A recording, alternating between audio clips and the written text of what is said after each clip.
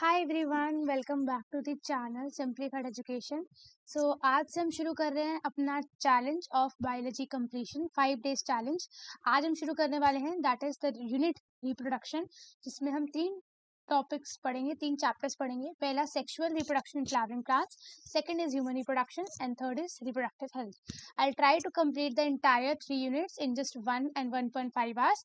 So please अपना focus बना के रखना। पूरे लेक्चर में नोट्स आपको टेलीग्राम पे मिल जाएंगे एंड इसके बाद एनसीईआरटी रीड करना बिल्कुल भी मत भूलना। तो शुरू करते हैं without wasting any further time. Okay, सबसे पहले अगर हम बात करते हैं sexual reproduction in flowering plants, अगर हम एक फ्लावर की बात करते हैं तो फ्लावर में क्या क्या होता है? पेटल होता है, सेपल होता है, ठीक है, एक स्टेमन होता है, एक आपका फीमेल पार्ट कार्पल होता है, ठीक है। मेल पार्ट से शुरू करते हैं, स्टेमन, ठीक है, जो आपका एनसीईआरटी में जहां से आपकी टॉपिक शुरू है, स्टेमन या द मेल रिप्रोडक्टिव पार्ट। स्टेमन की बात करते हैं तो स्टेमन 2 चीजों से बना है, एक एंथर है, एक फिलामेंट है, ठीक है। फॉर एग्जाम्पल आप एक पेन को इमेजिन करो, जो पेन का कैप है उसको आप एंथर मान लो और जो पेन का पूरी बॉडी है उसको फिलामेंट मान लो। एंथर आपका बाइलोब्ड होता है, यानी कि ऐसे करके उसके 2 लोब्स होते हैं, ऐसे करके उसके 2 लोब्स होते हैं। This is your anther and this is your filament. This whole part is known as the stamen. अब एंथर पे ना कभी कभार एक मार्क का कोई एमसीक्यू आ जाता है कि एंथर के कैरेक्टरिस्टिक्स है क्या। सो एंथर एक तो बाइलोब्ड है, 2 लोब्स है। दूसरा है डाइथीकस है, इसमें 2 थीका प्रेजेंट है, 2 थीका। थर्ड, ये टेट्रागोनल है, ये ऐसा शेप का होता है, अगर आप इसको कट करोगे ना तो ये ऐसा शेप का होगा, tetragonal.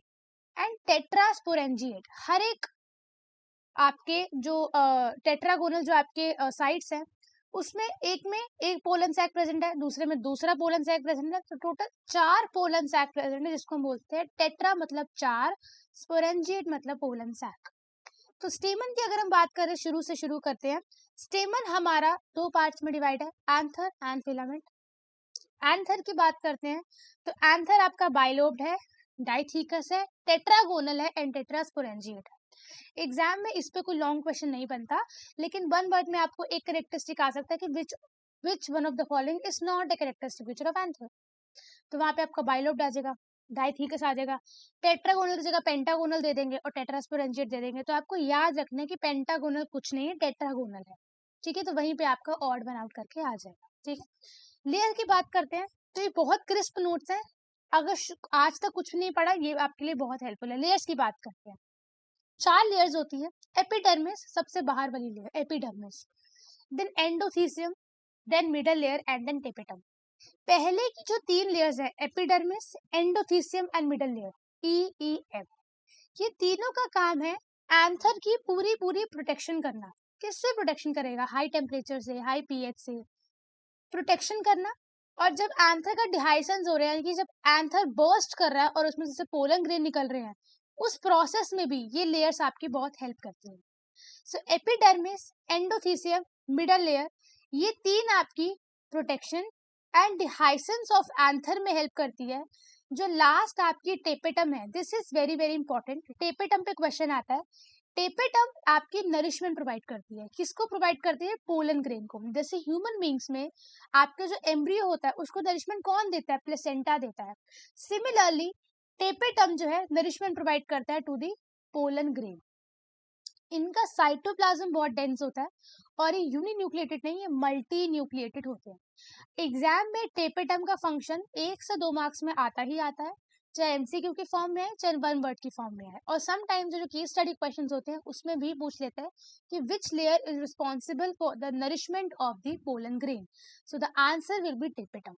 So the epidermis, endothelium, middle layer and tapetum, first 3 layers are responsible for protection and dehiscence of the anther, and the tapetum is used for the nourishment. Tapetum के 2 से 3 functions आप और याद कर सकते हो कि ये एक तो डेंस साइटोप्लाज्म है, दूसरे मल्टी न्यूक्लिएटेड है, ठीक है। नेक्स्ट टॉपिक हमारा आता है about the microsporogenesis. This topic is very very important. ये बोर्ड्स में आपके 5 नंबर का सवाल आता है अबाउट द माइक्रोस्पोरोजेनेसिस। माइक्रो मतलब छोटा, माइक्रो मतलब छोटा, स्पोरो मतलब स्पोर, जेनेसिस मतलब उसका बनना। माइक्रोस्पोरोजेनेसिस तो मेल पार्ट यानी कि पोलन ग्रेन का बनना, ठीक है। फ्लावर में जो मेल पार्ट होता है वो पोलन ग्रेन होता है ना, उसका बनना को हम बोलते हैं माइक्रोस्पोरोजेनेसिस। तो formation of the pollen grain from microspore mother cell. Microspore जो माइक्रोस्पोर्स बनाएगा, मदर सेल क्योंकि वो डिवीजन कर रहा है, वो जन्म दे रहा है, और सेल। ठीक है, अब क्या होता है आपके एंथस में कोई होमोजीनियस टिश्यू होते हैं, होमोजीनियस टिश्यू जो डेवलप करके बनते हैं आपके स्पोरोजीनियस टिश्यू सेल। इस स्पोरोजीनियस टिश्यू सेल को आप माइक्रोस्पोर मदर सेल भी कह सकते हो। इनकी जो हैप्लॉइडी होती है, इनकी जो प्लॉइडी होती है वो 2n होती है, दे आर डिप्लॉइड। क्या करते हैं, मियोसिस करते हैं। मियोसिस में आपको पता है 1 से 4 सेल बनते हैं। तो मियोसिस करके क्या होता है, एक माइक्रोस्पोर मदर सेल से 4 माइक्रोस्पोर बनते हैं। कितने माइक्रोस्पोर बनते हैं, 4 माइक्रोस्पोर। अब ये पोलन ग्रेन नहीं है, अब ये सिर्फ माइक्रोस्पोर है। ये एक दूसरे से ना जुड़े होते हैं, they are forming a tetrad, मतलब ऐसे करके, जैसे मैंने आपको स्ट्रक्चर में दिखाया है, चारों एक दूसरे से जुड़े हुए हैं। तो collectively they are known as the microspore tetrad, they are haploid. तो माइक्रोस्पोर मदर सेल, जिसको हम स्पोरोजीनियस टिश्यू सेल बोलते हैं, जो कि डेवलप होता है homogeneous cell of the anther से, ये माइक्रोस्पोर मदर सेल मियोसिस करता है, 2n से n बनाता है और 4 माइक्रोस्पोर टेट्राड बनाता है, 4 माइक्रोस्पोर बनाता है, जिसको कलेक्टिवली हम माइक्रोस्पोर टेट्राड बोलते हैं ना। ये एक दूसरे से जुड़ा हुआ है, तो ये अलग कब होगा, जब डिहाइड्रेशन होगी। ठीक है, जब इनके अंदर डिहाइड्रेशन होगी तो ये एक दूसरे से डिसोसिएट करने लग जाएंगे और ये बन जाएंगे आपके पोलन ग्रेन। तो ये आपका कंप्लीट प्रोसेस है about the microsporogenesis. You need to write the entire thing in your examination, that when the homogeneous cell of the anther develop into the sporogenous tissue cells, which is also known as the microspore mother cell, which is diploid in nature, it undergo meiosis to form 4 microspore tetrad, which at the maturity will dehydrate and dissociate to form a pollen grain. तो ये maturity आती है ना जब, तब ये dehydrate होके जो है अलग अलग पोलन ग्रेन बन जाते हैं। ठीक है, उसके बाद अगर हम बात करते हैं मेल गेमीटोफाइट की, यानी कि पोलन ग्रेन की, तो याद रखना mail gametophyte is the pollen grain. Exam में कभी कभी 1 नंबर में आ जाता है which is the mail gametophyte, तो पोलन ग्रेन 25 से 50 माइक्रोमीटर का साइज होता है। अब पोलन ग्रेन की बात करते हैं तो अभी हमने एंथर की लेयर्स पढ़ी थी, अब पोलन ग्रेन की कुछ लेयर्स है। ठीक है, सबसे पहले आपकी पहली जो बाहर वाली लेयर है उसको हम बोलते हैं एक्साइन। एक्साइन मतलब एक्सटर्नल लेयर, बाहर वाली layer exine, which is made of a sporopollenin. Sporopollenin very important. Pre boards में आया होगा, बोर्ड्स में आता है स्पोरोपोलिनिन का फंक्शन। स्पोरोपोलिनिन एक बहुत रेजिस्टेंस ऑर्गेनिक मटेरियल है, इतना ज्यादा रेजिस्टेंट है कि आज तक कोई ऐसा एंजाइम नहीं बना जो स्पोरोपोलिनिन को डिग्रेड कर सके। ठीक है, तो स्पोरोपोलिनिन करता क्या है, आपके जो पोलन ग्रेन है उसको प्रोटेक्शन देते हैं, क्योंकि पोलन ग्रेन जब एक बार एंथर से ऐसे करके फूट के बाहर आ गए तो उसको टेम्परेचर का भी सामना करना पड़ता है, उसको पीएच का सामना भी करना पड़ता है, उसको सैलिनिटी का सामना भी करना पड़ता है। Who will give the protection, that is a sporopollenin. ठीक है, अब बोलोगे अगर स्पोरोपोलिनिन टूटती ही नहीं है तो पोलन ट्यूब कहाँ से निकलेगी, तो कहीं ना कहीं पे आपकी पोलन जो है आपके पोलन में स्पोरोपोलिनिन एब्सेंट होती है।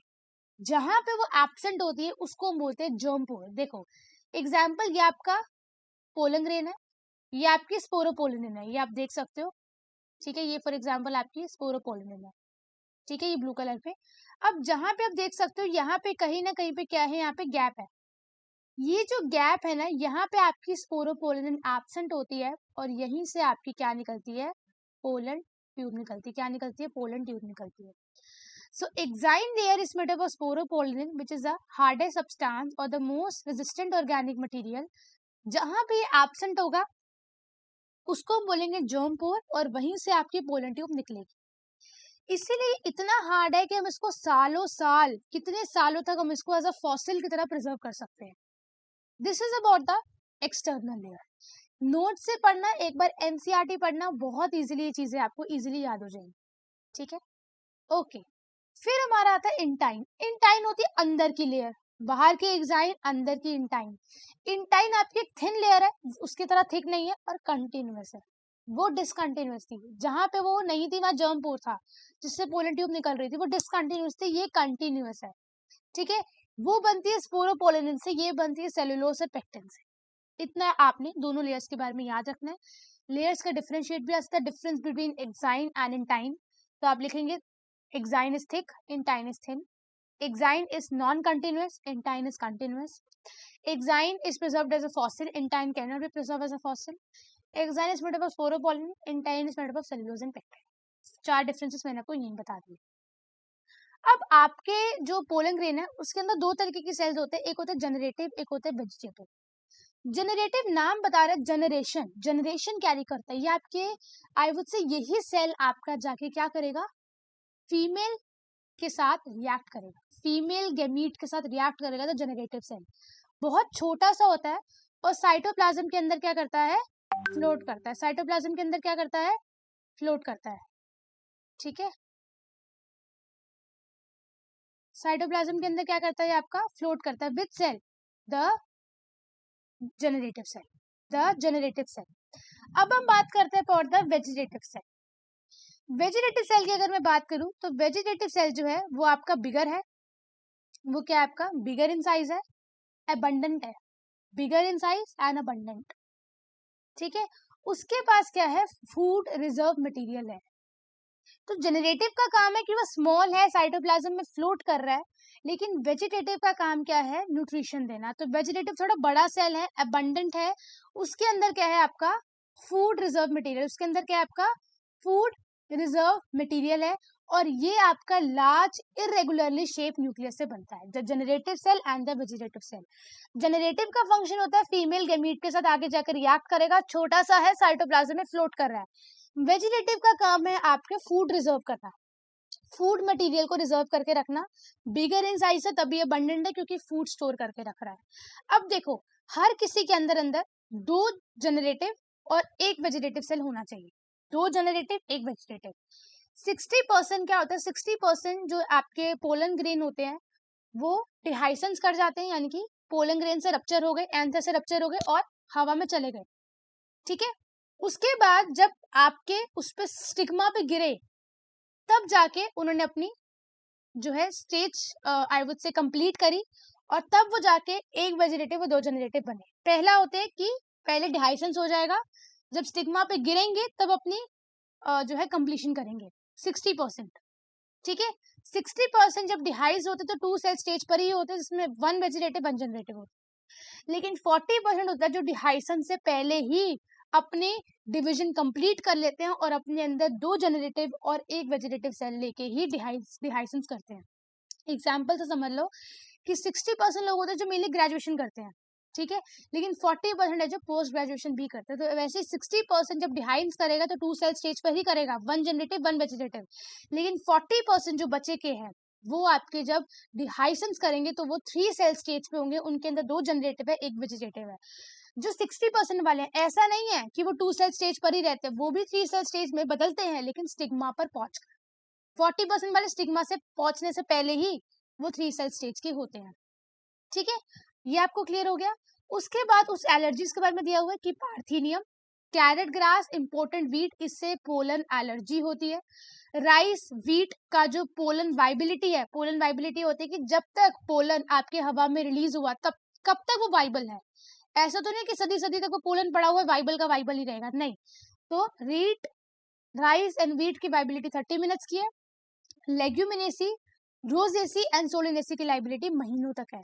And we can also store pollen at -196 degrees Celsius in the liquid nitrogen.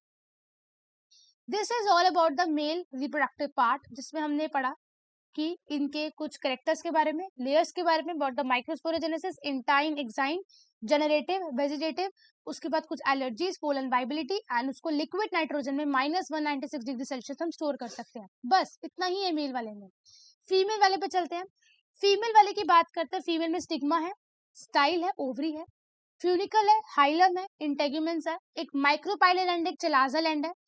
ठीक है, ये आपके पूरे पार्ट्स है। एक कार्पेल तो मोनोकार्पेलरी, एक से ज्यादा कार्पेल तो मल्टी कार्पेलरी। सारे के सारे कार्पल फ्यूज्ड है, सिन कार्पस, सारे के सारे कार्पल फ्री हैं, एपोकार्पस। एक ओव्यूल है, जैसे एग्जांपल मैंगो, एक गुठली होती है ना मैंगो की, तो एक ओव्यूल है। ठीक है, एक से ज्यादा ओव्यूल हैं, जैसे पपाया, वाटरमेलन के कितने सारे बीज होते हैं, तो उसको हम बोलेंगे more than 1 ovule, multi ovulary. ठीक है, ये आपका हो गया about the female. Let's come to the most most most important part, जिसपे क्वेश्चन 110% आता है अबाउट द मेगास्पोरोजेनेसिस। माइक्रोस्पोरोजेनेसिस फिर भी बहुत आसान है as compare to megasporogenesis. Microsporogenesis में क्या था कि माइक्रोस्पोर मदर सेल है, मियोसिस करी, 4 सेल बनाए, मेच्योरिटी है, डिसोसिएट डिहाइड्रेट हुए और सेल बन गए बस। मेगास्पोरोजेनेसिस ऐसी नहीं है। मेगास्पोरोजेनेसिस में क्या है, अब देखो पोलन हम बहुत सारे बनाते हैं लेकिन एग एक ही बनता है। एग हमारा एक ही बनता है। ह्यूमन बींग्स में भी देखोगे स्पर्म्स आपके मिलियन ट्रिलियंस होते हैं बट एग एक ही होता है। सिमिलर स्ट्रक्चर यहीं पर है। ओव्यूल आपका डिफरेंशिएट करता है और एक मेगास्पोर मदर सेल बनाता है। वहां माइक्रोस्पोर मदर सेल था या मेगास्पोर मदर सेल है, ठीक है। मेगास्पोर मदर सेल जो है micropylar reason of nucellus, micropylar reason of nucellus के पास क्या करेगा, मियोसिस करेगा, 1 से 4 बनाएगा। क्या बनाएगा, 4 बनाएगा। लेकिन उस 4 में से वहां तो क्या था, 4 पोलन ग्रंथ, चारों के चारों फंक्शनल थे। यहाँ पे 3 आपके डीजेनरेट हो जाएंगे, सिर्फ एक बचेगा। only one will remain the functional which will form the entire embryo sac। कौन से एंड वाला फंक्शन बचेगा, एक आपका माइक्रोपाइलर एंड होता है, एक आपका चलाजल एंड होता है। जो चलाजल एंड वाला फंक्शन बचेगा, ऐसा रखना कि जो वो चलाक था इसलिए बच गया और भोले भाले वाले मारे गए, तो वो चलाजल एंड वाला आपका फंक्शन रहेगा। बाकी तीनों के तीनों डिजेनरेट कर जाएंगे। अब जो फंक्शन बचा है वो एन है, ठीक है।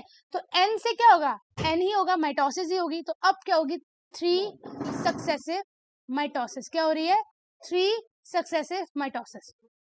क्या हुआ, 8 न्यूक्लिएट बने। एक सेल से क्या बना, 8 न्यूक्लिएट, 1 2 3 4, एक सेल से 8 न्यूक्लियस बने, ठीक है। तो एक आपका फंक्शनल था, बाकी 3 डीजेनरेट हो गए। जो एक फंक्शन बचा उसने 3 सक्सेसिव माइटोसिस करी and they will form the 8 nucleus. Now ये 8 न्यूक्लियट जो है ये अपने आप को अरेंज करेंगे इन सच अ मैनर कि ये पूरा एम्ब्रियो सैक बन जाएगा।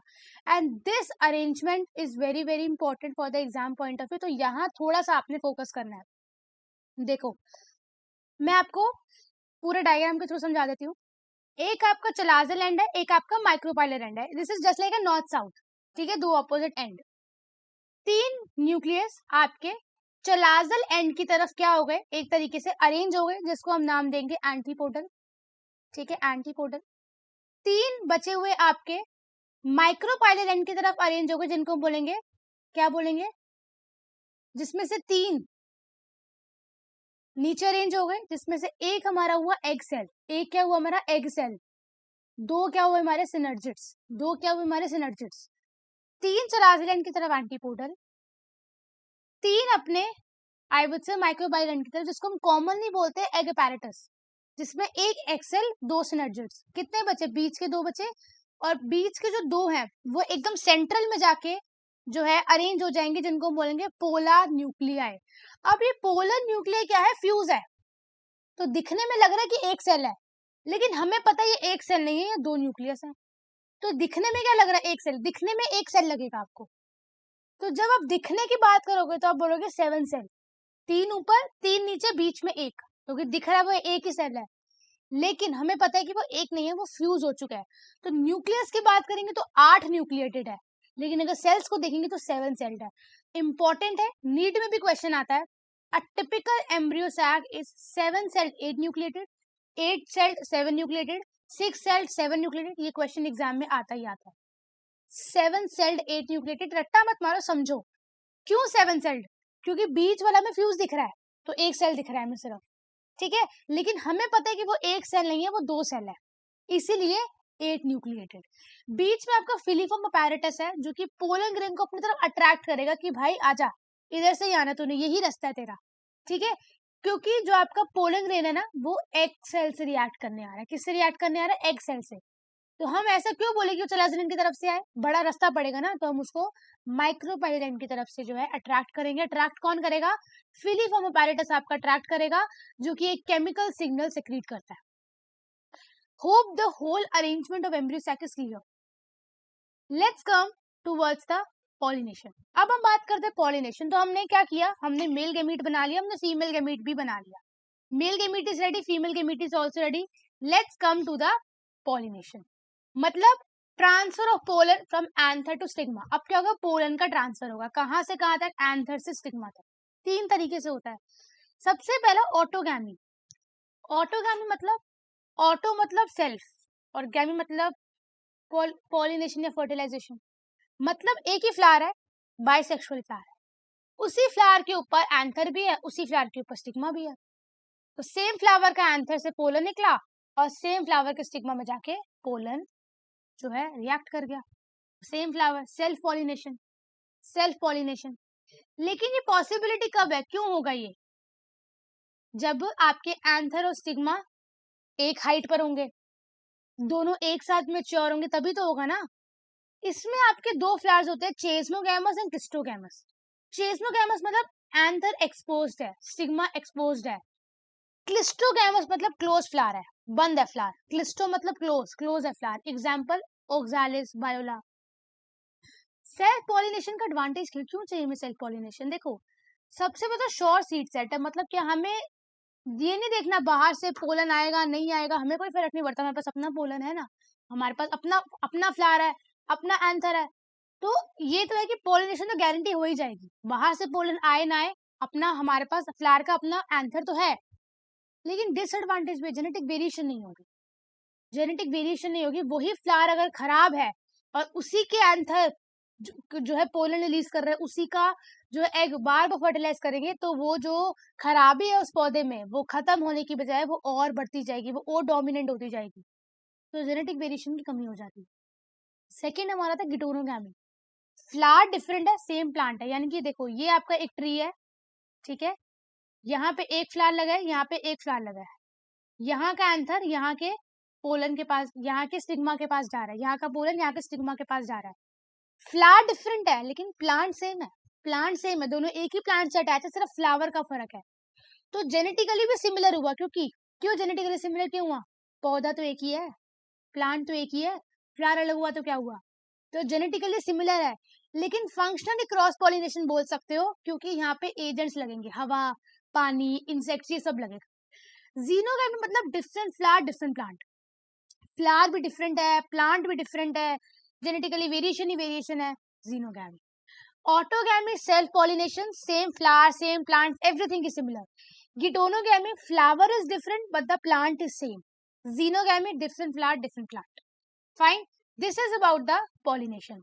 लेट्स कम कि how pollination is carried out. होती कैसे है, कैसे पोलन ग्रेन ट्रांसफर होते हैं? अपने आप हो जाते हैं। पहला विंड, हवा से। लेकिन अगर पोलन आपका लाइट वेट होगा ना, तभी इजीली जो है ट्रांसफर होगा हवा में। पोलन आपका भारी है, वो उड़ ही नहीं पा रहा हवा में, स्टिकी है, तो कहीं ना कहीं चिपक जाएगा जाके। तो लाइट वेट होना चाहिए, नॉन स्टिकी होना चाहिए। स्टिग्मा फेदरी वाला होना चाहिए कि स्टिग्मा अट्रैक्ट करे पोलन को, और स्टेमन भी आपका वेल एक्सपोज होना चाहिए, ठीक है, तभी तो अच्छे से हवा पोलन को जो है हवा में रिलीज कर पाएगी। एग्जाम्पल आता है इसको कौन कौन। वाटर की बात करते हैं। वाटर में जितनी भी पॉलिनेशन होती है वो सरफेस पे होती है, कि दोनों प्लांट सरफेस पे आ गए, वहां पे पॉलिनेशन कर लिया, बहुत एक्सेप्शन है। यहाँ तक कि वाटर के प्लांट, वाटर हाइंस एंड वाटर लिली, ये पानी में रहते हैं लेकिन फर्टिलाइजेशन कर पॉलिनेशन करते हैं आपकी इंसेक्ट और विंड वाली। वाटर में कौन करता है? Vallisneria, hydrilla, very important. Vallisneria, hydrilla water pollination करते हैं, लेकिन वाटर हाइंस एंड वाटर लिली दोनों पानी के पौधे होकर भी इंसेक्ट या विंड पॉलिनेशन ही करते हैं, ठीक है। इंसेक्ट पॉलिनेशन की बात करते हैं। हम इंसेक्ट को कह रहे हैं कि भाई ये हमारा पोलन ले और यहाँ पे हमारे स्टिग्मा पर छोड़ के आ। उसके लिए इंसेक्ट को हमें अट्रैक्ट करना पड़ेगा। तो फ्लावर लार्ज होना चाहिए, कलरफुल होना चाहिए, खुशबू रिलीज करनी चाहिए, नेक्टर होना चाहिए इंसेक्ट के पास, तभी आएगा, इंसेक्ट वरना नहीं आएगा, ठीक है। कहीं ना कहीं पे क्या होता है, इंसेक्ट को रिवॉर्ड भी दिया जाता है कि भाई काम कर, तू पोलन ग्रेन ले जा, इसको कहीं पर छोड़ दे स्टिग्मा के ऊपर, वो अपने आप पॉलिनेशन फर्टिलाइजेशन सब हो जाएगी, बदले में काम कर, तू हमारे जो हम तेरे को प्लेस देते हैं वहां पे तो अपने एग ले कर दे। It's a mutual decision. जैसे कि एग्जांपल है इसका मॉथ एंड यक्का प्लांट है, ठीक है, एमोर्फोफेलिस है, ये ऐसे करते हैं, म्यूचुअल डिसीजन होता है इनका, भाई तू पोलन ग्रेन ले जा, बदले में काम कर, यहाँ पे अपने एग्स को लेकर दे सेफ प्लेस के लिए, ठीक है। अब हम बात करते हैं about the out breeding devices. Out breeding devices का मतलब क्या होता है? हम चाहते हैं सेल्फ पॉलिनेशन ना हो, हम चाहते हैं सेल्फ पॉलिनेशन ना हो, ठीक है, तो हमें क्या करना चाहिए? पोलन रिलीज और स्टिग्मा रिसेप्टिविटी एक साथ नहीं होना चाहिए। यानी कि अगर पोलन रिलीज हुआ उसी टाइम पे स्टिग्मा भी रिसेप्टिव हो गया, फर्टिलाइजेशन 100% हो जाएगी, पॉलिनेशन हो जाएगी। तो पोलन रिलीज और स्टिग्मा रिसेप्टिविटी के टाइमिंग में डिफरेंस करो, या तो पोलन पहले रिलीज करो या स्टिग्मा पहले रिसेप्टिव करो, दोनों का टाइमिंग एक साथ मत रखो। टाइमिंग अगर एक साथ हुआ तो ऑटोगैमी हो जाएगी। सेल्फ इनकम्पैटिबिलिटी करो, यूनिसेक्सुअल फ्लावर बनाओ, बाइसेक्सुअल बनाओगे तो ऑटोमेटिकली ऑटोगैमी ही होगी, यूनिसेक्सुअल फ्लावर बनाओ। एंड स्टिग्मा और एंथर को डिफरेंट पोजीशंस पे रखो, स्टिग्मा ऊपर रखो, एंथर नीचे रखो, ठीक है, तभी आपकी क्या होगी, क्रॉस पॉलिनेशन। अगर मैं चाहती हूँ कि क्रॉस पॉलिनेशन हो तो मैं क्या करूंगी, मैं सबसे पहले इमैस्कुलेशन करूंगी, यानी कि फ्लावर लूंगी, फ्लावर का मेल पार्ट कट कर दूंगी, इमैस्कुलेशन, ठीक है। फिर क्या करूंगी, बैगिंग, उसको मैं बैग कर दूंगी, ठीक है, प्लास्टिक से, ताकि कोई अनवांटेड पोलन रिएक्शन ना कर दे, ये पॉलिनेशन ना कर जाए। फिर मैं डस्टिंग करूंगी, मतलब जो पोलन से मुझे पॉलिनेशन करानी है वो मैं उसके ऊपर डस्ट करूंगी। फिर मैं रीबैगिंग कर दूंगी, ताकि फ्रूट्स एंड सीड्स को मैं डेवलप होने का टाइम दे रही हूँ। That is your artificial hybridisation, जिसमें आपके ऊपर कंट्रोल है कि आप क्या करना चाहते हो, ठीक है, आपके ऊपर है कि आप कौन सा पोलन से पॉलिनेशन करवा रहे हो। This is the 4 steps, emasculation, bagging, dusting and rebagging. Emasculation आपकी होती है that is cutting off the anther, अगर वो यूनिसेक्सुअल फ्लावर है, उसमें एंथर है ही नहीं, तो ये स्टेप आपका स्किप हो जाता है। अब हम बात करते हैं, आपने पॉलिनेशन पढ़ ली, अब पॉलिनेशन कैसे भी हुई है, ऑटोगैमी हुई है, गिटोनोगैमी हुई है, या जीनोगैमी हुई है, किसी भी वे में हुई है, पानी के थ्रू, विंड के थ्रू, इंसेक्ट के थ्रू, जैसे भी हुई है, अब हो गई है, अब हो गई है, ठीक है। आपका फॉर एग्जाम्पल आपका पोलन स्टिग्मा पे आ गया, लेकिन सबसे पहले यहाँ पे कंपैटिबिलिटी चेक हो। स्टिग्मा देखेगा द पोलन इज कंपैटिबल और नॉट, अगर पोलन कंपैटिबल होगा तभी आपकी पोलन ट्यूब बनेगी और सब सारे रिएक्शंस होंगे। अगर वह कंपैटिबल नहीं हुआ तो पोलन उसको स्टिग्मा के टाइम पर ही रिजेक्ट कर देगा, that you are not compatible. अब हम पहला सिनेरियो लेते हैं कि कंपैटिबिलिटी है, क्योंकि हमें पूरा फर्टिलाइजेशन पढ़ना है, तो मानते हैं कि ठीक है कंपैटिबिलिटी है पोलन की, पोलन कंपैटिबल हुआ, पोलन ट्यूब बनी, कहाँ से बनी, जर्म पोर से बनी, याद रखना पोलन ट्यूब बनी, ठीक है। पोलन ट्यूब बनी, जो 60% ऑफ दी आपके जो पोलन ग्रेन्स उन्होंने अपनी कंप्लीशन करी, वो 2 जनरेटिव 1 वेजिटेटिव सेल पे आए, और अब हो गया आपकी डबल फर्टिलाइजेशन। 2 जनरेटिव सेल है, मैंने आपको बताया था 2 जनरेटिव सेल है, 2 जनरेटिव, 60% बाद में कंप्लीट करते हैं, 40% पहले कंप्लीट करके बैठे होते हैं, तो 2 मेल गैमीट है हमारे पास। एक मेल गैमीट आपका एग के साथ रिएक्ट करेगा, जाइगोट बन जाएगा, फेयर इनफ, ठीक है, मेल गैमीट एग जाइगोट बन गया। दूसरा मेल गैमीट का क्या, दूसरा मेल गैमीट जो होगा ना, वो इस पोलर न्यूक्लियर के साथ, ये जो बीच में आपके 2 पोलर न्यूक्लियर है ना, ये वाले, ये दिख रहे हैं, एक तो आया और एक सेल के साथ रिएक्ट करके चला गया, जाइगोट बना गया। दूसरा वाला जो है इस पोलर न्यूक्लियर के साथ रिएक्ट कर गया, जिसमें इन्होंने क्या बनाया, एंडोस्पर्म, क्या हुआ, 3n। 3n कैसे हुआ, 2 पोलर न्यूक्लियर तो 2n, एक male gamete n, 2n plus n is equal to 3n। Endosperm का फंक्शन क्या होता है, एंडोस्पर्म का फंक्शन होता है जाइगोट को नरिशमेंट प्रोवाइड करना, जाइगोट को नरिशमेंट प्रोवाइड करना, that is a function of the endosperm. सबसे पहले आपकी सिनगैमी हुई, सिनगैमी क्या होती है, male gamete female gamete fuse करके जाइगोट बना, सिनगैमी हो गई।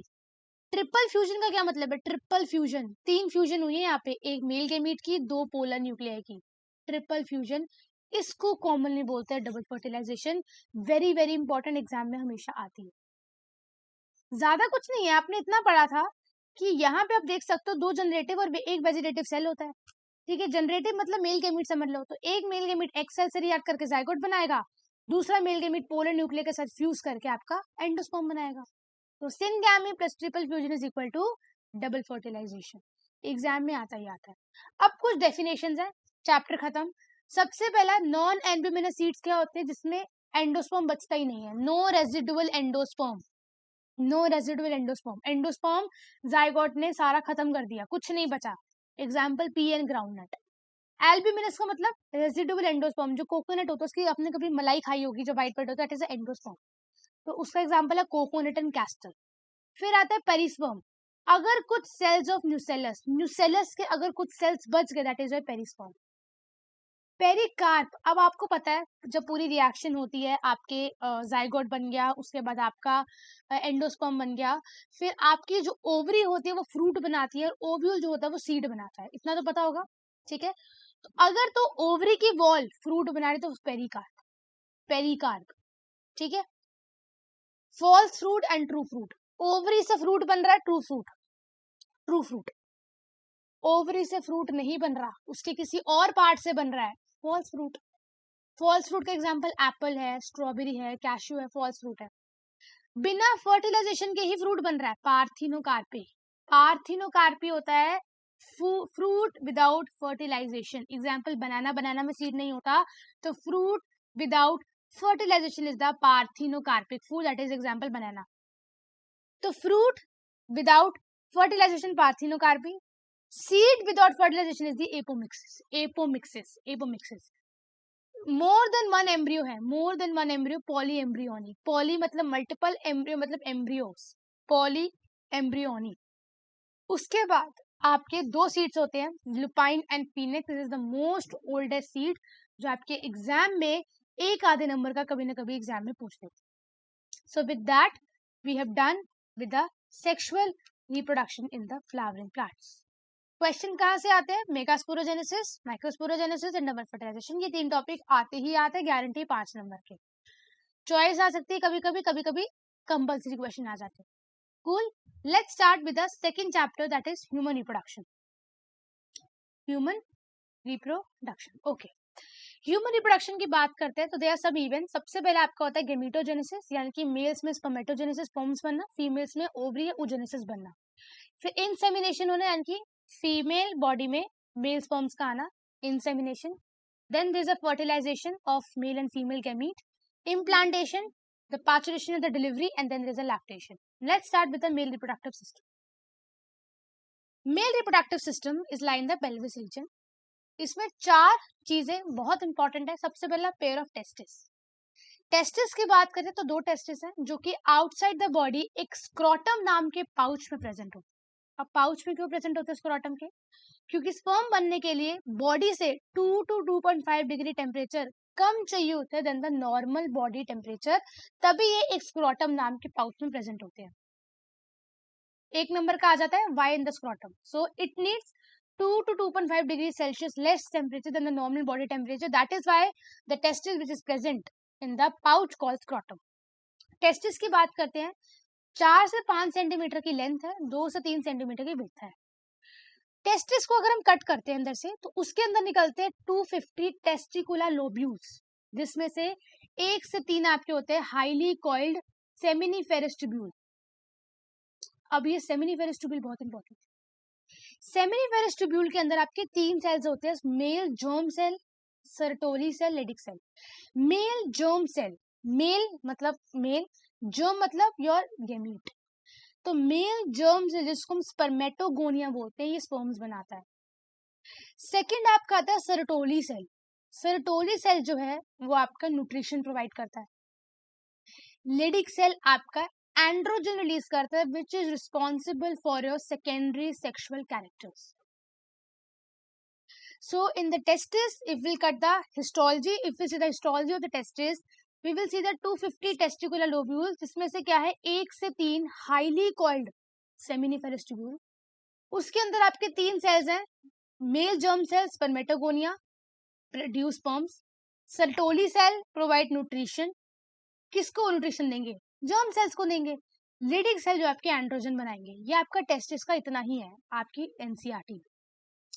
डक्ट्स की बात करते हैं। अब स्पर्म्स तो स्पर्मेटोजेनेसिस हम भी देखेंगे कैसे बनते हैं, लेकिन ट्रांसफर उनका देखते हैं। सबसे पहले डक्ट्स है इसके रीटेटेस्टिस, तो रीटेटेस्टिस से आता है वासा एफ्रेंशिया में, वासा एफ्रेंशिया से एपिडिडिमिस में, एपिडिडिमिस से वास डिफरेंस। वास डिफरेंस आपको यूरिनरी ब्लैडर में लूप करता है, ठीक है, एंड वास डिफरेंस के साथ जुड़ती है सेमिनल वेसिकल की duct which will open into the urethra as a common ejaculatory duct, ठीक है, दैट इज योर डक्ट का पूरा आपका जो है ट्रांसफर है, testis, Vasa efferentia, epididymis and vas deferens, ठीक है। अब अगर हम बात करते हैं इसके ग्लैंड्स के बारे में, विच इज वेरी वेरी इंपॉर्टेंट, ठीक है। जो इसका इजैकुलेटरी डक्ट है वो स्टोर करता है और स्पर्म को सेक्रीट करता है outside the body via male external genitalia penis, जिसकी स्किन को फोरस्किन बोलते हैं, एंड को हम बोलते हैं glands penis, and the opening is known as the urethral meatus. This is your hole that how the sperm get transported from testis to the outside the body. फिर हम बात करते हैं इसके ग्लैंड्स के बारे में। तो 3 ग्लैंड्स प्रेजेंट है। सबसे पहले seminal vesicle. Seminal vesicle 2 pair में प्रेजेंट है। प्रोस्टेट सिंगल ग्लैंड है, bulbourethral double gland. Seminal vesicle and prostate, इनका जो सेक्रीशन है वो बहुत रिच होता है फ्रक्टोज में, कैल्शियम में, अदर एंजाइम्स में। And the bulbourethral gland helps in the lubrication of the penis which is a male external genitalia. This is about the male reproductive system, जिसमें आपको पेयर ऑफ टेस्टिस के बारे में पढ़ना था, एक्सेसरी डक्ट्स जो हमने पढ़ा, सेमिनल वेसिकल, प्रोस्टेट एंड बल्बोरेथ्रल। उसके बाद एक्सेसरी ग्लैंड्स जो भी हमने पढ़ा, डक्ट्स हमने पढ़ा, rete testis, vas efferens, epididymis, vas deferens, and about the external genitalia, जिसके एंड को क्या बोलते हैं, स्किन को क्या बोलते हैं, ओपनिंग को क्या बोलते हैं। This will can be asked in the 1 mark question. Let's came to the female reproductive system. Female reproductive system की बात करें तो we have the pair of ovary, then pair of fallopian tube, a pear-shaped uterus, then vagina, cervix, mammary glands and female vulva. ठीक है, सबसे पहले ovaries की बात करते हैं। ओवरीज आपका है प्राइमरी फीमेल सेक्स ऑर्गन, यानी कि ये हार्मोन्स भी सेक्रेट करता है, ओवा भी सेक्रेट करता है। लोकेशन की बात करते हैं lower abdomen, where testis is located in the pelvic region, but यहाँ ओवरीज कहाँ पे, लोअर एब्डोमेन में। लेंथ कितनी है, 2 से 4 centimetre, connected by ligaments, and peripheral में कॉर्टेक्स है, inner medulla, peripheral cortex and inner medulla. फिर आपका आता है फिलोपियन ट्यूब। फिलोपियन ट्यूब आपको पता है 10 से 12 सेंटीमीटर की लेंथ होती है। इसके 3 रीजन होते हैं, ये आपके देखो, जैसे मैं आपको दिखाती हूँ, ये आपकी ओवरी है, ये आपकी फिलोपियन ट्यूब है। फिलोपियन ट्यूब के 3 हिस्से होते हैं, इनफंडिबुलम, एम्पुला, इस्थमस। सबसे अंदर वाली लेयर जो ओवरी से अटैच है दैट इज इनफंडिबुलम, फिर we have the ampulla and then you have the isthmus. Infundibulum क्योंकि ओवरी से अटैच है तो इसके पास एक फिम्बर यानी कि ऐसे स्ट्रक्चर्स है जो कि कलेक्शन ऑफ एग करते हैं। Ampulla is the site of fertilization, ampulla में फर्टिलाइजेशन होती है। इस्थमस जो है वो आपके यूट्रस को ज्वाइन करता है। तो a 1 mark question can be asked that where the fertilization is happened in the fallopian tube, कहाँ पे होती है, in the ampullary region। ठीक है, जब फर्टिलाइजेशन आपकी हुई फिलोपियन ट्यूब में, उसके बाद आपका आता है यूट्रस। यूट्रस को वूम बोलते हैं, इन्वर्टेड पियर शेप स्ट्रक्चर है, 3 वॉल्स है, पेरीमेट्रियम, एंडोमेट्रियम, मायोमेट्रियम। पेरीमेट्रियम की बात करते हैं, पेरीमेट्रियम आपकी सबसे एक्सटर्नल और बहुत ही थिन मेम्ब्रेन है। एंडोमेट्रियम ये वही लेयर है जो हर महीने आपके साइक्लिक चेंजेस में जाती है, which result in the female menstrual cycle. Last you have the myometrium जो कि आपकी डिलीवरी के टाइम और द पार्चुरेशन के टाइम स्ट्रॉन्गर कॉन्ट्रैक्शन करती है। It is a single unit muscle, myometrium. Then vagina and cervix, they both commonly form the birth canal. This is about the female reproductive system, that is the ovaries, how they are connected by ligaments, what are the functions of them. ठीक है, उसके बाद fallopian tube, the 3 parts of it, infundibulum, ampulla, isthmus. Ampulla the site of fertilization. उसके बाद जो है length कितनी होती है, यूट्रस की बात करते हैं तो यूट्रस में आपका क्या होता है, 9 महीने का जेस्टेशन होता है और 3 लेयर्स है, perimetrium, endometrium and myometrium. Vagina and cervix both form the birth canal, that's it. Next we have the female vulva, that is a female external genitalia. सबसे पहले अगर हम बात करते हैं फीमेल में, सबसे पहले आता है मॉन्स प्यूबिस, जो कि एक फैटी टिश्यू का कुशन है, which is covered by skin and pubic hair. Mons pubis के अंदर आपके फ्लैशी फोल्ड्स ऑफ टिश्यू है, विच इज लाइबेरा मेजोरा। उसके अंदर आपका labia minora. Then you have the clitoris, which is a tiny finger like structure, it is erectile. Then you have the hymen. Hymen is a, I would say, a thin membrane which cover the vagina very partially. ठीक है, and presence and absence of hymen is not a reliable indicator of virginity. ठीक है, this is about the female vulva, the mons pubis, labia majora, labia minora, clitoris and hymen. ठीक है, next you have the mammary glands. Mammary glands जो है आपके after 9 month of gestation और after the parturition, तो जो mammals, this is the significant features of mammals कि हम जो है अपने यंग मंथ्स को will feed through a mammary gland. तो it is a glandular tissue which is had a very amount of fat. क्या करता है, ये अपने यंग वंस को मिल्क सेक्रीट करने में हेल्प करता है, मैमरी ग्लैंड। तो इसके अगर हम पाथवे पढ़ें तो आपका जो मिल्क है वो सेक्रीट होता है आपके एल्व्यूलाई में। ठीक है, तो मैमरी लोब्स जो कि 15 to 20 है वो आपका एल्व्यूलाई में जाता है। एल्व्यूलाई जो मिल्क सेक्रीट करता है, उसके बाद वो ल्यूमर ऑफ एल्व्यूलाई में स्टोर होता है। Then it came out through mammary tubule, mammary duct, mammary ampulla, lactiferous duct and the nipple. So this is the your I would say the whole process. कैसे जो है milk जो है memory lobe से आपका lactiferous duct तक आता है. So you have to remember this whole kind of chain. Form कौन कर रहा है? प्रोलैक्टिन. Very important. हार्मोन जो बना रहा है वो प्रोलैक्टिन है. इजेक्ट जो कर रहा है वो ऑक्सीटोसिन है. ठीक है, ये आपको याद करने वाला है. अब हम बात करते हैं, ये इंपॉर्टेंट है और ये समझने वाला है. सबसे पहला अगर हम बात करते हैं स्पर्मेटोगोनिया यानी कि गेमीटोजेनेसिस, हम स्पर्म बनाएंगे, ओवा बनाएंगे. स्पर्मेटोजेनेसिस, स्पर्मेटोगोनिया हमने पढ़ा था, मेल जर्म सेल. ये अपने आप को माइटोसिस करके डिफरेंशिएट करके क्या बनाता है? Primary spermatocyte. माइटोसिस हो रही है अभी भी, डिप्लॉइड से डिप्लॉइड ही बन रहा है, प्राइमरी स्पर्मेटोसाइट. प्राइमरी स्पर्मेटोसाइट बनेगा सेकेंडरी स्पर्मेटोसाइट, पहली मियोसिस हुई. सेकेंडरी स्पर्मेटोसाइट से बनेगा स्पर्मेटेड, दूसरी मियोसिस हुई. Spermatid which is the non motile, इनके पास आ जाएगा flagella and they will form a sperm. ये स्पर्म आपका रिलीज हो जाएगा from the seminiferous tubule through a process called the spermiation. और इनको न्यूट्रिशन कहां से मिलेगा? सर्टोरी सेल और द नर्व सेल. तीन टर्म्स है very very important. But is spermatogenesis, but is spermiogenesis, but is spermiation. Spermatogenesis sperms का बनना फ्रॉम स्पर्मेटोगोनिया. स्पर्मियोजेनेसिस जब नॉन मोटाइल स्पर्म में टेल आ जाएगी और वो मोटाइल बन जाएगा, यानी कि ये वाला प्रोसेस जिसमें वो स्पर्मेटिड से स्पर्म बन रहा है, नॉन मोटाइल स्पर्मेटिड से मोटाइल स्पर्म बन रहा है. टेल आ रही है, पहले नॉन मोटाइल था, मोटाइल हो गया. नॉन मोटाइल से मोटाइल को बोलेंगे स्पर्मियोजेनेसिस. एंड जब वो बॉडी से रिलीज हो जाएगा, बॉडी से नहीं, सेमिनिफेरस ट्यूब्यूल से रिलीज हो जाएगा, we will call it a spermiation. Spermatogenesis, spermiogenesis, spermiation, तीनों का डिफरेंस बहुत मुश्किल होता है. सो मेक श्योर कि आप इसको अच्छे से याद करो. Spermatogenesis, spermiogenesis, spermiation. ठीक है, तो spermatogonia, primary spermatocyte, secondary spermatocyte, spermatids and sperms. Sperms nutrition कहां से लेंगे? सर्टोरी सेल से आपको न्यूट्रिशन लेंगे. अब हम बात करते हैं इसको हार्मोनल कंट्रोल के बारे में. हाइपोथैलेमस आपका जीएनआरएच पे एक्ट करता है, गोनाडोट्रोपिन रिलीजिंग हार्मोन, जो एंटीरियर पिट्यूटरी पे एक्ट करके दो हार्मोन निकालता है, एफएसएच, एलएच. एलएच एक्ट करके लेडिक सेल पे एंड्रोजन निकालेगा, हमने पढ़ा था. एंड्रोजन आपका स्पर्मेटोजेनेसिस कराएगा. एलएच जब जब रिलीज होगा तब तब आपकी स्पर्मेटोजेनेसिस होगी. और वहीं पे जो फैक्टर्स उसे सपोर्ट करेंगे वो सेक्रेट करेगा एफएसएच, जो एक्ट करेगा आपके सर्टोरी सेल पे, and Sertoli cell which will release the factor. ठीक है, उसके बाद हम बात करते हैं स्ट्रक्चर ऑफ स्पर्म की. सबसे पहले आपका हेड है, हेड में न्यूक्लियस है. ये न्यूक्लियस है जो आपके एग की न्यूक्लियस के साथ फ्यूज करेगा, जाइगोट बनाएगा. एक्रोसोम है, एक्रोसोम हम टिप बोलते हैं, जो टिप आपकी ओवम के अंदर पेनिट्रेट करती है, और ओवम का जो लेयर्स है ना वो ब्लास्ट, मतलब उसी में ओवम की जब एक्रोसोम एंजाइम में हाइड्रोलिटिक एंजाइम होता है जो कि ओवम की लेयर को डिसॉल्व कर देते हैं. नेक रीजन होता है. फिर उसमें मिडल पीस होता है जिसमें माइटोकॉन्ड्रिया जो एनर्जी बनाते हैं. फिर आपका टेल होता है जो आपकी मोटिलिटी करता है.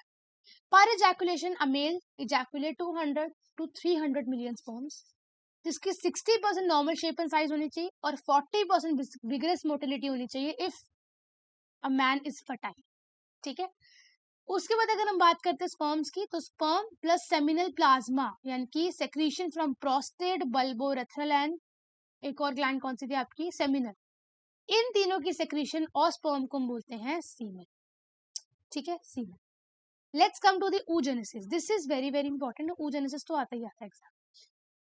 oogenesis when the female is not even born, when she was in her mother's womb, तो उसकी oogonia बन जाती है. क्या बन जाती है? oogonia. कितनी? 2 million, a couple of million. तो एनसीईआरटी में लेकर अ कपल ऑफ मिलियन, एक में 1 मिलियन, दूसरी में 2 मिलियन, टोटल 2 मिलियन oogonia बन जाती है in the female fetal ovary, जो आपकी माइटोसिस करके बनाती है प्राइमरी oocyte. क्या बनाती है? Primary oocyte. लेकिन ये प्राइमरी oocyte अपनी जो है आई वुड से अपनी डिवीजन कंप्लीट करे उससे पहले ये टेम्परली सस्पेंड हो जाती है एट द प्रोफेज 1, क्योंकि यहाँ पे हो जाता है फीमेल का बर्थ. तो वही प्राइमरी oocyte आपकी ग्रैन्युलोसा सेल्स के साथ क्या हो जाती है? लेयर कर जाती है. ग्रैन्युलोसा सेल के साथ क्या कर जाती है? लेयर कर जाती है. क्या बनाती है? Primary follicle. प्राइमरी oocyte जो कि अरेस्ट हो चुका है प्रोफेज 1 पे, जब उसके ऊपर ग्रैनुलोसा सेल्स की लेयर आएगी वो बन जाएगा प्राइमरी फॉलिकल। तो अब ऊगोनिया थे 2 मिलियन, फॉलिकल कितने रह गए 60,000 से 80,000। इस प्राइमरी फॉलिकल के अंदर और ग्रैनुलोसा सेल्स आएंगे और एक न्यू थीका बनेगा जिसको हम बोलेंगे सेकेंडरी फॉलिकल। सेकेंडरी फॉलिकल, ठीक है। फिर ये सेकेंडरी फॉलिकल आपका टर्शरी फॉलिकल में बन जाएगा जब इसका जो थीका है वो सेपरेट हो जाएगा into theca interna and theca externa, और एक एंट्रम नाम की कैविटी बन जाएगी। जैसे ही आपका टर्शरी फॉलिकल हुआ, इनको याद आया कि हमको अपना डिवीजन कंप्लीट करना है, वो प्राइमरी oocyte बन जाएगा सेकेंडरी oocyte। क्या बन जाएगा? Secondary oocyte। सेकेंडरी oocyte और क्या बन जाएगा? First polar body. क्या बन जाएगी? First polar body. और एक tertiary follicle which will be converted to mature Graafian follicle। तो हम बचपन में पढ़ते थे that the release of egg from ovary is ovulation, but the correct definition is the release of secondary oocyte। ठीक है, the release of secondary oocyte from the mature Graafian follicle is the ovulation। दोबारा समझो, oogonia थे fetal ovary में 2 million, mitosis हुई, primary oocyte बने, लेकिन temporary arrest हो गए क्योंकि फीमेल का बर्थ हो गया। अब जब तक प्यूबर्टी नहीं आती तब तक वो प्रोसेस कंप्लीट नहीं होगा। प्राइमरी oocyte में सेल्स आए, सेकेंडरी प्राइमरी फॉलिकल बना, और सेल्स आए थीका आया, सेकेंडरी फॉलिकल बना, और सेल्स आए एंट्रम कैविटी या टर्शरी फॉलिकल बना। टर्शरी फॉलिकल आते ही उनको याद आया कि अंदर जो प्राइमरी oocyte बैठा है उसकी कंप्लीशन करनी है। प्राइमरी oocyte किसमें बदल जाएगा? Secondary oocyte। सेकेंडरी oocyte बना, लेकिन वो क्या है? पूरा क्या है? वो टर्शरी फॉलिकल है। उसके अंदर आपका क्या है? Secondary oocyte। वो tertiary follicle will be mature into the mature graphene follicle. तो आपका मैच्योर ग्राफिन फॉलिकल है, लेकिन उसके अंदर क्या है? आपका सेकेंडरी oocyte। ये सेकेंडरी oocyte आपका ओवरी कब बनेगा? जब आपका स्पर्म आएगा। उससे पहले इस सेकेंडरी oocyte की डिवीजन कंप्लीट बिल्कुल भी नहीं होगी। This is about the oogenesis। Next we have the menstrual cycle. Menstrual cycle हमारी is a characteristic features of primate, aves and mammals। मिनार्क आपकी 10 से 12 साल जब ये शुरू होती है और एंड होती है इसकी 40 to 50 ईयर्स में। इसको बहुत इजीली समझाती हूँ। देखो, 2 इवेंट्स हैं, एक आपके चल रहे ओवरी में, एक आपके चल रहे हैं यूट्रस में। स्टार्ट करते मेंस्ट्रुअल फेज के साथ कि 3 से 5 दिन का भी आपको वो फेज चल रहा है जिसमें आपकी एंडोमेट्रियल लाइनिंग टूट रही है and you are getting your period. That is a menstrual phase जो 1 से 5 दिन तक चलता है, but depends from person to person. अब 5th डे हो गया, सब खत्म हो गया, मेंस्ट्रुअल फेज खत्म हो गया। अब क्या होगा? अब क्या होगा? अब आपके जो फॉलिकल्स हैं, फॉलिकल्स कैसे? Primary follicle, secondary follicle, tertiary follicle, mature graphene follicle, ये फॉलिकल डेवलप होना शुरू हो जाएंगे इन द ओवरी। ओवरी में क्या फेज शुरू हो जाएगा आपका? Follicular phase.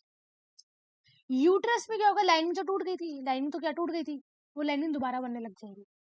वो लाइनिंग दोबारा बनने लग जाएगी यूट्रस की, तो यूट्रस में फेज शुरू होगा आपका प्रोलिफेरेटिव फेज। ओवरी में फॉलिकल्स डेवलप हो रहे हैं, यूट्रस में एंडोमेट्रियम रीजनरेट हो रही है।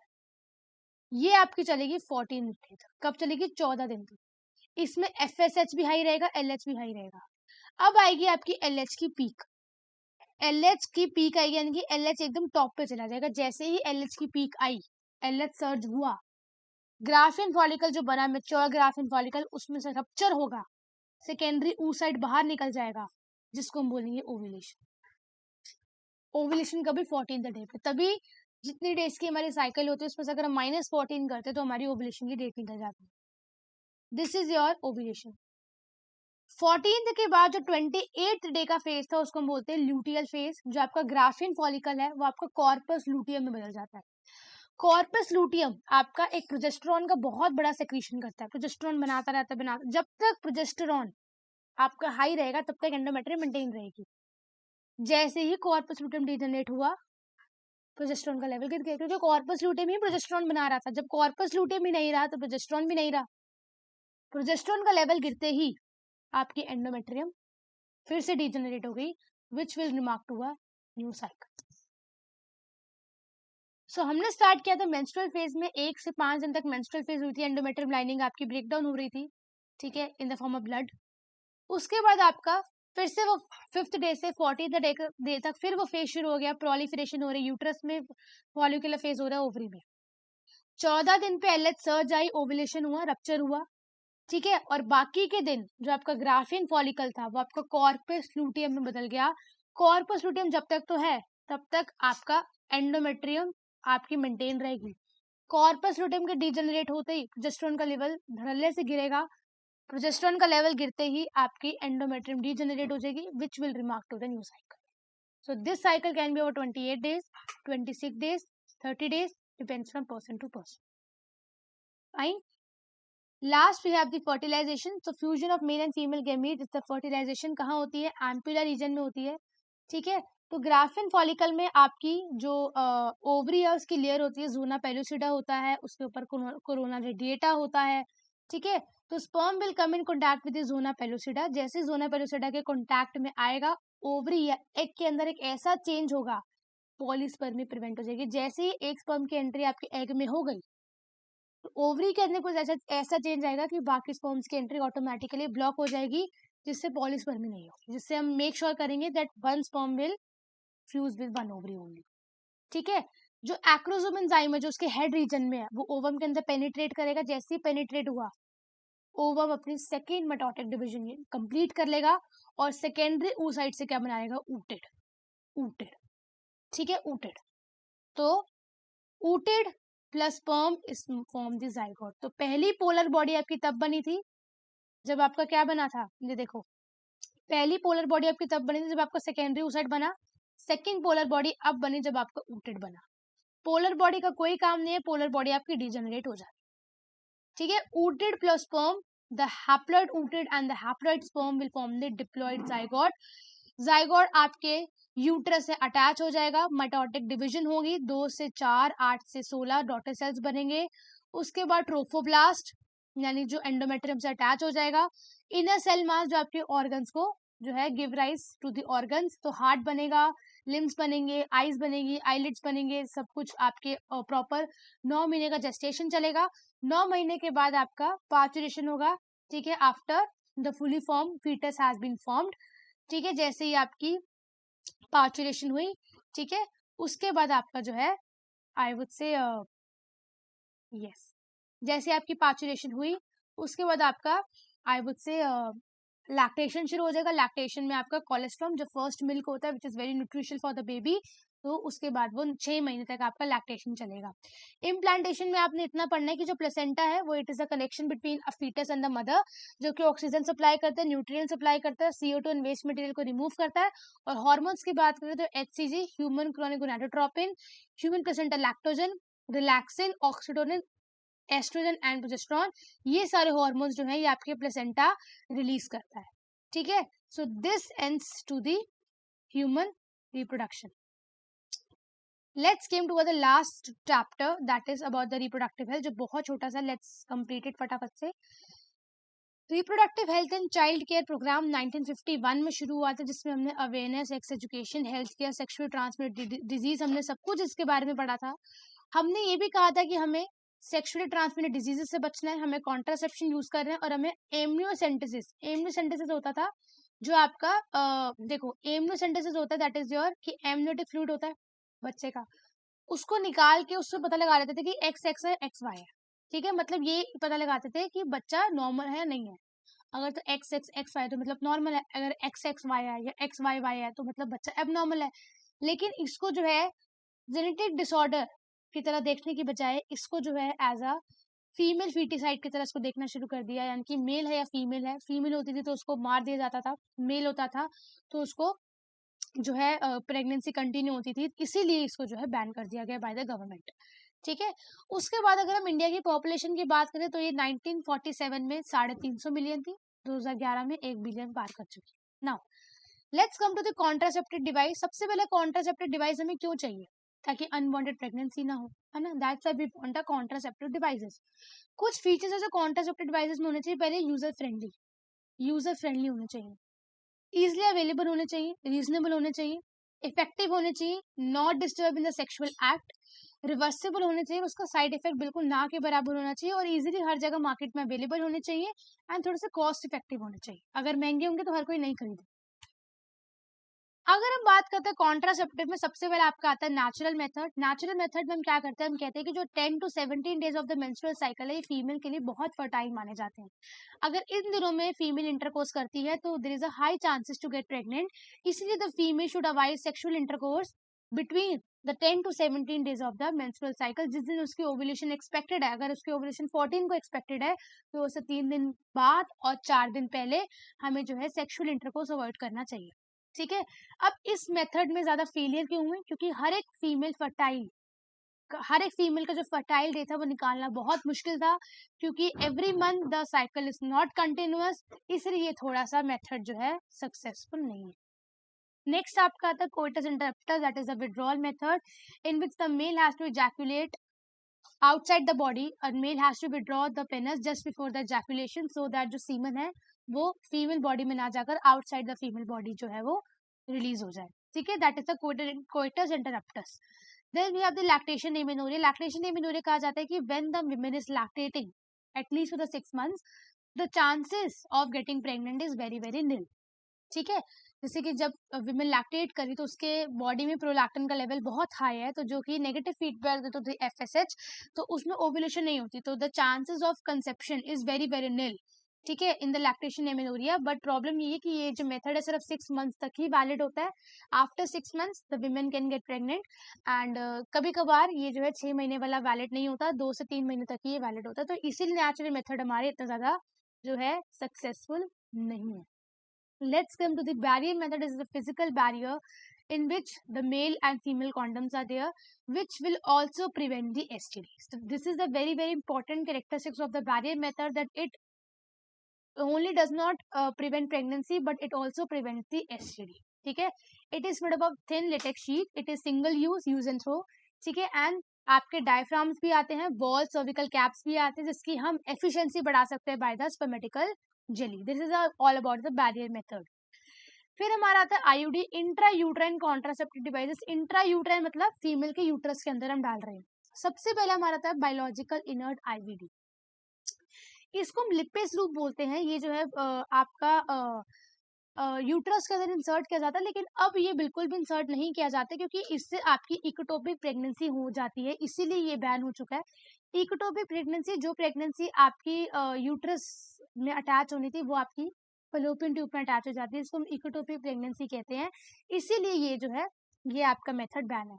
फिर हमारा आता है that is copper based IOD. इसमें जो कॉपर की जो तार होती है, ठीक है, एक टी शेप आपका कॉपर होता है, उसमें कॉपर की वायर होती है, कॉपर टी, कॉपर 7 मल्टीलोड 375, इसको यूट्रस में इंसर्ट किया जाता है, जो कि कॉपर आयन सिक्रीट करता है, जिससे आपका स्पर्म की फैगोसाइटोसिस होती है। ठीक है, थर्ड हमारा था हार्मोनल आईओडी। हार्मोनल आईओडी का एग्जांपल है प्रोजेस्टेरोन LNG-20। ये क्या करती है, ये ओवुलेशन प्रिवेंट कर देती है, यानी कि आप पिल खा रहे हो।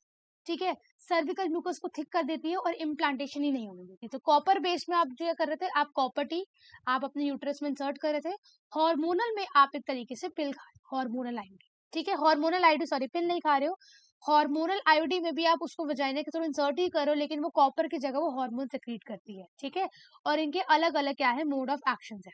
फिर हमारा था ओरल कॉन्ट्रासेप्टिव, दैट इज आप एज अ पिल ले रहे हो, इसमें प्रोजेस्टेरोन और एस्ट्रोजन दोनों के कॉम्बिनेशन होते हैं। अब इनको खाया कैसे जाता है, इनको 21 दिन ऑन अ रेगुलर बेसिस खाया जाता है, 21 डेज, जिससे ओवुलेशन नहीं होती, इम्प्लांटेशन नहीं होती, कुछ भी नहीं होता। और उसके बाद 7 दिन का गैप, जैसे 7 डेज का गैप दिया जाता है, जिसमें आपकी मेंस्ट्रुअल साइकिल हो जाती है। तो ये 21 to 7 डेज की जो है पैटर्न में चलता है, लेकिन इसके साइड इफेक्ट्स भी हैं, ऐसा नहीं इसके साइड इफेक्ट्स नहीं है। ब्लीडिंग एक्सेसिव हो जाती है, यूट्रस में इरिटेशन हो रही है, हार्मोनल इम्बैलेंस हो रहा है, वेट गेन हो रहा है, प्यूबिक हेयर आ रहे हैं, तो ये बहुत साइड इफेक्ट्स हैं जो कि आपके ओरल कॉन्ट्रासेप्टिव के होते हैं।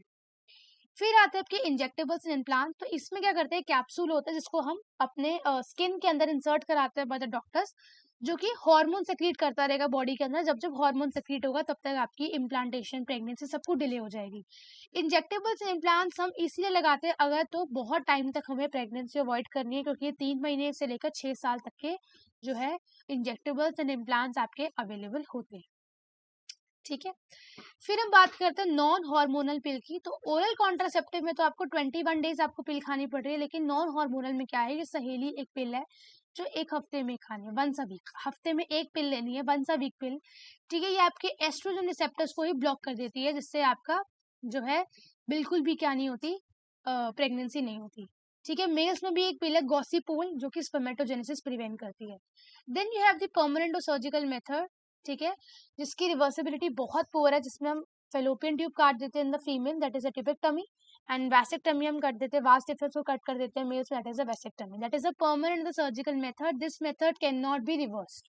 ठीक है, फिर हमारे आते हैं पोस्ट कोइटल मेथड, यानी कि if you have done sexual intercourse without any contraceptive method, तो उसके बाद if you want to avoid pregnancy, तो जो पिल खाई जाती है उसको आई पिल या प्रोजेस्ट्रिन या आईयूडी आई पिल बोलते हैं, जो कि विद इन 72 आवर्स के अंदर अंदर खाई जाती है सो दैट प्रेगनेंसी ना हो।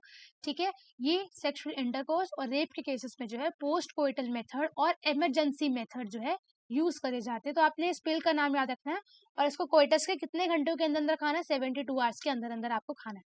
ठीक है, फिर आते हैं एमटीपी। एमटीपी आती है मेडिकल टर्मिनेशन ऑफ प्रेगनेंसी और इंड्यूस्ड अबॉर्शन, और इंड्यूस्ड अबॉर्शन। तो अबॉर्शन आपका लीगलाइज हो गया था 1971 में, लेकिन बहुत ही स्ट्रिक्ट पॉलिसीज के साथ कि फीमेल फीटिसाइड बिल्कुल भी ना हो। ठीक है, और 3 महीने तक, यानी कि आई वुड से अगर 12 वीक्स से अंदर की प्रेगनेंसी है तब तक तो एक डॉक्टर जो है उसको easily I would say abort कर सकता है। ठीक है, अगर फीमेल का कंसेंट है तो, लेकिन अगर 12 वीक्स से ज्यादा है तो वहाँ पे 2 डॉक्टर्स रिक्वायर्ड होते हैं। प्रेगनेंसी अबॉर्ट करने के बहुत सारे रीजन होते हैं, फेलियर ऑफ कॉन्ट्रासेप्शन है, ठीक है, अनवांटेड प्रेगनेंसी है, रेप्स के केसेस में जेनेटिक डिसऑर्डर है, ठीक है, बच्चा ठीक नहीं है, डाउन सिंड्रोम है बच्चे को, कुछ भी ऐसा है, या फिर प्रेगनेंसी बहुत रिस्की है फॉर द मदर, तो तब जाके आपका एमटीपी यानी कि इंड्यूस्ड अबॉर्शन करा जाता है। ठीक है, then will talk about the sexually transmitted disease और the disease which get transferred sexually. तो बैक्टीरिया में gonorrhoea, syphilis and chancroid, virus की genital herpes, genital warts and AIDS, protozoa की आपकी ट्राइकोमोनाइसिस।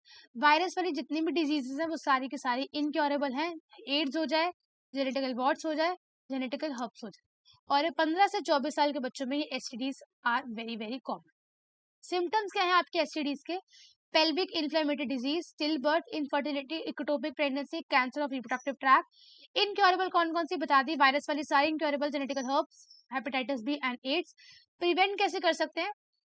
Avoid sexual contact with unknown partner और with multiple partner, safe and hygienic sexual intercourse, and we need to use the barrier method. Next we have the infertility. So infertility क्या होती है? If the couple is failure to conceive even after unprotected sexual intercourse, नहीं conceive हो रहा, that is the infertility. Males में होती है, तो मेल्स में अगर स्पर्म नहीं है तो एजोस्पर्मिया, या फिर मोटिलिटी नहीं है तो एस्थेनोस्पर्मिया या ओलिगोस्पर्मिया, तो मेल्स में ये कंडीशन होती है। फीमेल्स में फीमेल की अगर हार्मोनल ब्लॉक्ड है, फिलोपियन ट्यूब ब्लॉक्ड है, या स्ट्रेस है, या कभी कभार किसी अनएक्सप्लेन रीजन की वजह से भी प्रेगनेंसी नहीं हो पाती, तो उसके लिए हमारे पास कुछ टेक्निक्स हैं जो कि हम लैब्स में यूज करते हैं। सबसे पहला होता है IVF, in vitro fertilization of the test tube baby, जहाँ पे हम फीमेल्स को ओव्यूलेशन यानी कि सुपर ओव्यूलेशन पे रखते हैं, हॉर्मोन्स पे रखते हैं। ठीक है, मेल से स्पर्म सैंपल लेते हैं, फीमेल से ओवरी सैंपल लेते हैं, उसके बाद उसको हम लैब में फर्टिलाइज करते हैं।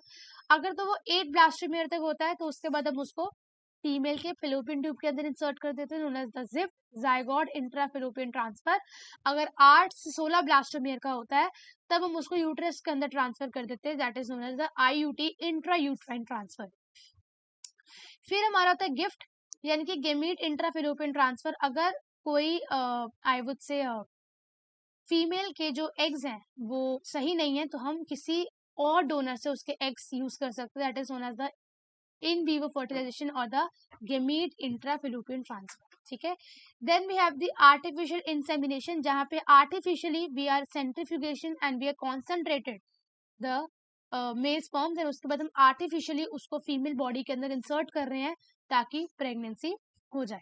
And last we have the micro assistant reproductive technique में आता है इक्सी, इंट्रासाइटोप्लाज्मिक स्पर्म इंजेक्शन। अगर बहुत ही लेस काउंट है स्पर्म का, बहुत ही ज्यादा कम है, तो हम एक स्पर्म को हम इंजेक्शन में लेते हैं और उस इंजेक्शन को हम सीधा ओवरी के अंदर जो है आई वुड से प्लांट कर देते हैं, जिससे हमारी प्रेगनेंसी के चांसेस बहुत ज्यादा बढ़ जाते हैं। ठीक है, so with that we have done with the whole reproduction unit. मुझे कमेंट सेक्शन में जरूर बताना आपको किसी टॉपिक में डाउट हो या कोई टॉपिक समझ ना आया हो। ठीक है, मैंने पूरी कोशिश करी कि मैं आपको बता दूं। ये चैप्टर में ज़्यादा कुछ समझने वाला नहीं था। जो चीज़ें समझने की थी oogenesis, मेंस्ट्रुअल साइकिल में मैंने पढ़ा दी हैं। एक बार सिर्फ एनसीईआरटी रीड कर लेना और दूसरी बार नोट्स रीड कर लेना। अगर तब भी समझ ना आए तब जाके मुझे बता देना।